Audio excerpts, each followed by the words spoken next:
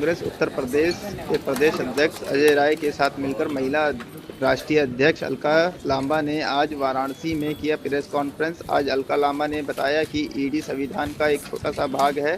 देश में संविधान खतरे में है, देश की धरोहर खतरे में है। अब कांग्रेस खामोश नहीं बैठेगी, भाजपा डरी हुई है और एक नेता सिर्फ राहुल गांधी से डरी हुई है, क्योंकि उन्होंने राहुल गांधी की सदस्यता रद्द की। वायनाड सीट से सांसद थे, अपनी सत्ता के दम पर हटाने का काम किया।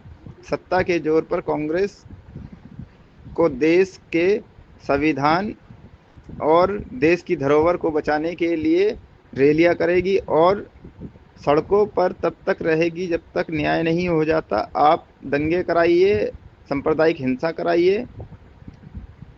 नेशनल हेरिटेज 1937 की धरोहर है जो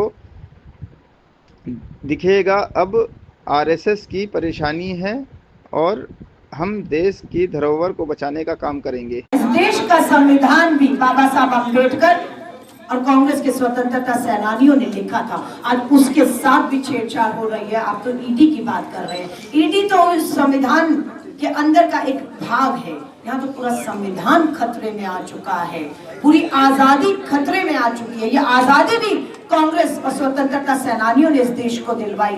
भाजपा आरएसएस, भाजपा तो थी नहीं, आरएसएस तो गद्दारी कर रही थी, मुखबर बन रही थी।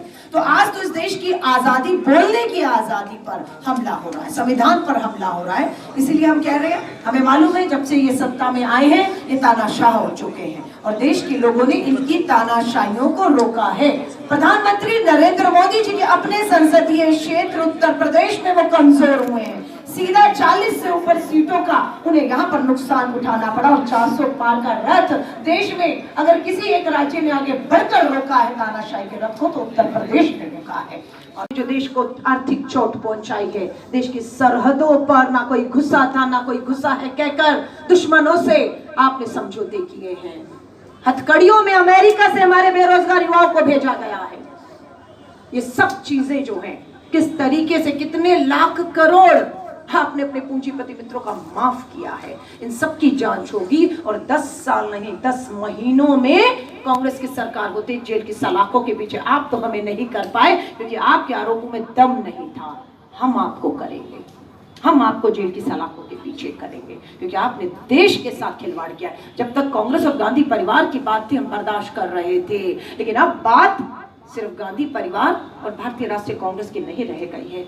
अब बात देश के संविधान पर आ गई है, देश की संवैधानिक संस्थाओं पर आ चुकी है, सुप्रीम कोर्ट न्यायपालिका पर आ चुकी है और सीधा हमला बोला जा रहा है। आज हम चुप रहे तो हमारे स्वतंत्रता सेनानियों ने अपनी कुर्बानियां, अपनी शहादतें, अपना खून इस मिट्टी को जो देकर सींचा है, जो वृक्ष लगाया है, उसकी जड़ें कमजोर होंगी जो हम उन्हें नहीं देंगे। सो आज भारतीय राष्ट्रीय महिला कांग्रेस की राष्ट्रीय अध्यक्ष होने के नाते मुझे ये जिम्मेदारी दी गई कि मैं प्रदेश अध्यक्ष अजय राय जी के साथ मेरी महिला अध्यक्ष और पूरी कांग्रेस की यहाँ जो हो रहा है। और ये 100 मामलों में से 99 मामले किसके खिलाफ है? ये 100 में से 99 मामले विपक्ष के खिलाफ है, विपक्ष के नेताओं के खिलाफ है और उसमें श्री राहुल गांधी जी और सोनिया गांधी जी भी हैं। इस पे भी ईडी को जवाब देना चाहिए कि आप राजनीतिक दबाव में डराने धमकाने के लिए मामले तो एक के बाद एक दर्ज करते हैं, लेकिन आप साबित क्यों नहीं कर पाते? उसी तरह ये भी मामला साबित नहीं होने वाला क्योंकि ये राजनीतिक प्रतिशोध के तहत जो है वो लिया जा रहा है। हम आपसे साफ कह रहे हैं, पूरे देश में कांग्रेस ने मोर्चा संभाल लिया है। पूरे देश की सड़कों पर हम निकलेंगे। हमने तय किया कि पूरे देश में हमारी जो है राज्य कार्यकारिणियों की बैठक है। उस बैठकों के बाद हर राज्य में रैलियां होंगी, संविधान बचाओ देश बचाओ। उन रैलियों के बाद हम हर लोकसभा, हर विधानसभा और सड़कों में अब इस आंदोलन को नहीं छोड़ेंगे। अगर हमने ये आंदोलन छोड़ा तो देश की धरोहर, वो अखबारें जो अंग्रेजों की से लड़ती रही, जिनकी छवि को धूमिल करने की कोशिश हो रही है, हम नहीं होने देंगे। और हमने ठान कर निकल गए हैं अब भारतीय राष्ट्रीय कांग्रेस चुप नहीं बैठेगी। हम इस धरोहर को भी बचाएंगे, इसकी छवि को भी बचाएंगे और हमारे नेता श्री राहुल गांधी जी के पीछे हम पूरी ताकत बनकर न्याय का हक न्याय होने तक यूं ही खड़े रहेंगे। मैं आप पत्रकार साथियों को भी कहूंगी, भाजपा जिसके पूर्वजों ने स्वतंत्रता संग्राम के दौरान भारतीयों के खिलाफ अंग्रेजों का साथ दिया और जो स्वतंत्रता संग्राम के इतिहास को मिटाने पर आज तुली हुई है, वह स्वतंत्रता संग्राम और विशेष रूप से स्वतंत्रता संग्राम में कांग्रेस पार्टी की भूमिका को कलंकित करने के लिए दुष्प्रचार का इस्तेमाल कर रही है। उन्होंने स्वतंत्रता संग्राम के इस जीवित स्मारक को बदनाम करने की कोशिश की है। हम ऐसा नहीं होने देंगे। सर पे कफन बांध के, कमर कस के भारतीय राष्ट्रीय कांग्रेस पूरे देश में निकलेगी, क्योंकि ये बात सिर्फ राहुल गांधी जी की नहीं है। ये हमला संवैधानिक संस्थाओं पर हो रहा है। भाजपा डरी हुई है इस समय और एक नेता राहुल गांधी से डरी हुई है।